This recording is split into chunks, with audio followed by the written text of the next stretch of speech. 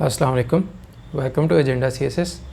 आज हम बात करेंगे कि पाकिस्तान, बांग्लादेश और इंडिया, इन तीनों कंट्रीज़ को एशिया में एक कॉमन एनिमी या कॉमन थ्रेट का सामना है। वो क्या है और उसके बारे में रिपोर्ट क्या कहती है और क्या वाकई ऐसा है, उसके पोटेंट जो हार्मफुल इफ़ेक्ट्स हैं या थ्रेट्स हैं वो क्या हो सकते हैं। तो चलें आज उसके बारे में बात करते हैं। बात यह जी कि WMO की रिपोर्ट आई है, world meteorological organisation, it is an organ of the united nations. तो उनकी रिपोर्ट आई है कि जनाब अगर तो इसी पेस से ग्लोबल वार्मिंग चलती रही तो ये तीनों जो कंट्रीज़ हैं इनमें ग्लोबल जो सरफेस ओजोन लेवल्स हैं वो 20% तक इंक्रीज़ हो जाएंगे। तो ये एक बहुत दिल दहला देने वाली ख़बर है। ये क्यों है? क्योंकि मैं आगे आपको ओज़ोन के इफ़ेक्ट्स भी बताऊंगा कि ओज़ोन किस तरह से हेल्थ को इफ़ेक्ट करती है, एग्रीकल्चर को इफ़ेक्ट करती है, और फिर आप उनको रिलेट कर सकते हैं कि जी पाकिस्तान, इंडिया और बांग्लादेश को इससे क्या क्या नुकसानात हो सकते हैं। तो पहली बात तो ये होगी इस रिपोर्ट से कि जी 20% तक ओज़ोन लेवल्स राइज़ कर सकते हैं, सरफेस या ट्रोपोस्फेरिक ओज़ोन जिसको आप कहते हैं। ठीक है जी, याद रखिएगा ओज़ोन की दो टाइप्स हैं, एक ट्रोपोस्फेरिक ओज़ोन है, एक स्ट्रेटोस्फेरिक ओज़ोन है। स्ट्रेटोस्फेरिक ओज़ोन जो है वो हमें अल्ट्रावायलेट रेज से बचाती है और वो बहुत यूज़फुल है, और and it is the envelope of earth. In contrast जो ट्रोपोस्फेरिक ओज़ोन है, it is a health hazard, it is a pollutant for the environment and for the species that live in this environment. और दूसरी इस report की finding ये है कि जनाब increase in frequency, duration and intensity of heat waves वो भी एक्सपेक्टेड है इन एरियाज़ में। तो आप ऑलरेडी इसके बारे में देख चुके हैं कि जी पाकिस्तान में हर साल अब हीट वेव्स आ रही हैं और वो पिछले साल से ज़्यादा इंटेंस होती हैं और ड्यूरेशन भी ज़्यादा होती है। आपको याद होगा कि 1-2 साल पहले जब कराची में हीट वेव्स पहली दफ़ा आना शुरू हुई थी पब्लिक आई में, तो उसमें इतनी ज़्यादा डेथ्स भी नहीं थी हुई, या डेथ्स उस वक्त शुरू हुई क्योंकि उस वक्त लोगों को इस चीज़ का पता नहीं था and they were not taking precautionary measures. But उसके बाद जो हीट वेव इस साल आई है वो मार्च से मई तक रही है और पूरे पाकिस्तान में ही तकरीबन रही है। बहुत ज़्यादा गर्मी थी, तो हीट वेव की इंटेंसिटी और ड्यूरेशन जो है वो भी इंक्रीज़ होगी। इनसे क्या होता है, हीट वेव से क्या होता है, इम्पैक्ट ऑन वाटर सप्लाईज़ कम होना शुरू हो जाती हैं, बहुत ज़्यादा वाटर इवेपोरेट होता है, बारिशें ज़्यादा होती हैं, ये भी एक नुकसान है इसका। दूसरा है जी हेल्थ पे इम्पैक्ट्स, बहुत ज़्यादा लोग बीमार होते हैं due to extreme exposure to sunlight. They are unable to work as well and their health deteriorates, and it is a burden on the economy and the public sector services like health services, hospitals, etc. ठीक है जी। इसके अलावा agricultural output जो है वो भी कम हो जाती है हीट वेव्स की वजह से। इकॉनमी उसको बहुत ज़्यादा नुकसान होता है क्योंकि पाकिस्तान एक एग्रेरियन इकॉनमी है बेसिकली, और ग्लेशियर मेल्ट होते हैं हीट वेव्स की वजह से। ग्लेशियर मेल्ट होने से क्या होगा, उससे पानी बहुत ज़्यादा आएगा, प्री मेच्योर मेल्टिंग की वजह से पानी जो है बहुत ज़्यादा आना शुरू हो जाता है, और अगर आपके रेजर्वायर्स या डैम्स भर जाते हैं तो उसके बाद ओवरफ्लो या फ्लडिंग शुरू हो जाती है। और यही हमने देखा कि जो रिसेंट फ्लड्स आए हैं पाकिस्तान में उनकी एक वजह ग्लेशियर मेल्टिंग या बहुत ज़्यादा ग्लेशियर मेल्ट जो है वो भी कही जाती है, और वो ग्लेशियर मेल्ट जो है वो ऑब्वियसली हीट वेव्स की वजह से।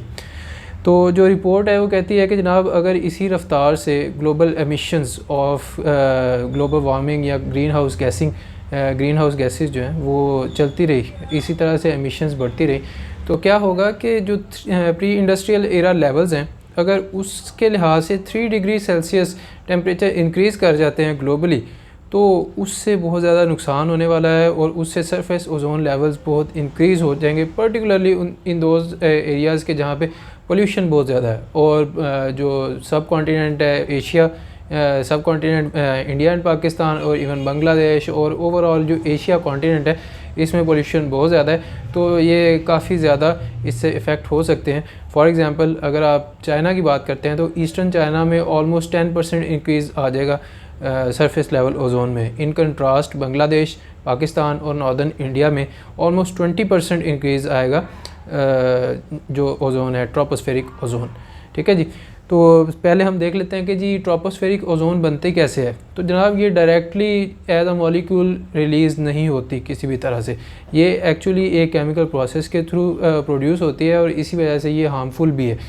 तो जो ट्रोपोस्फेरिक ओजोन है वो एक्चुअली नॉक्स, जो कि नाइट्रोजन ऑक्साइड्स का शॉर्ट नेम है नॉक्स, और वोलेटाइल ऑर्गेनिक कंपाउंड्स के रिएक्शन से बनती है in the presence of heat and sunlight.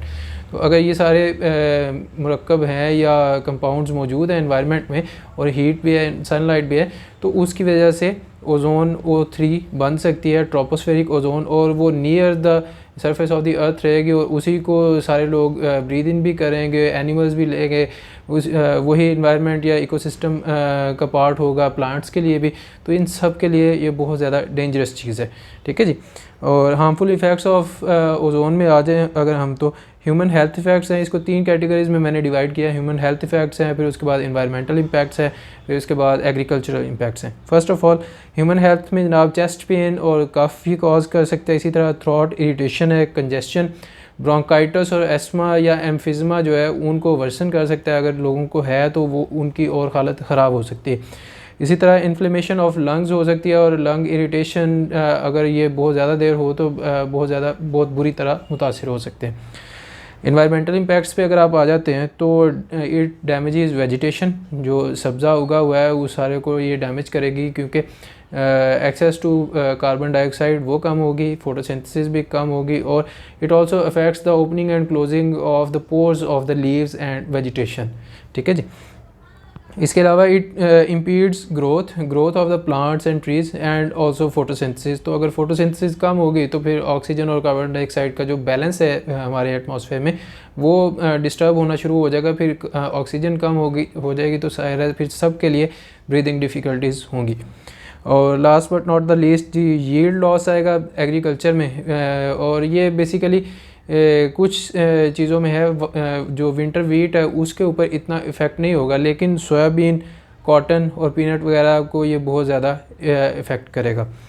और जो इसमें क्लाइमेट पेनल्टी की टर्म यूज़ की है बेसिकली कि जैसे जैसे हम ईयर्स में आगे जाते जाएंगे, क्योंकि ग्लोबल वार्मिंग इंक्रीज़ होती जाएगी, क्लाइमेट चेंज जो है वो वर्सन होता जाएगा। और क्लाइमेट चेंज के साथ एक और एडिड जो कर्स है वो पोल्यूशन है, क्योंकि अभी तक पोल्यूशन को कंट्रोल नहीं किया जा सका और अभी नज़दीक कोई आसार भी नज़र नहीं आ रहे। तो क्लाइमेट चेंज प्लस पोल्यूशन जो है ये क्लाइमेट पेनल्टी होगी, और पाकिस्तान, इंडिया और बांग्लादेश इस सब से बहुत ज़्यादा इफ़ेक्ट हो सकते हैं। तो ये थी आज की वीडियो, उम्मीद करता हूँ आपको पसंद आई होगी। Will see you next time. अल्लाह हाफ़िज़।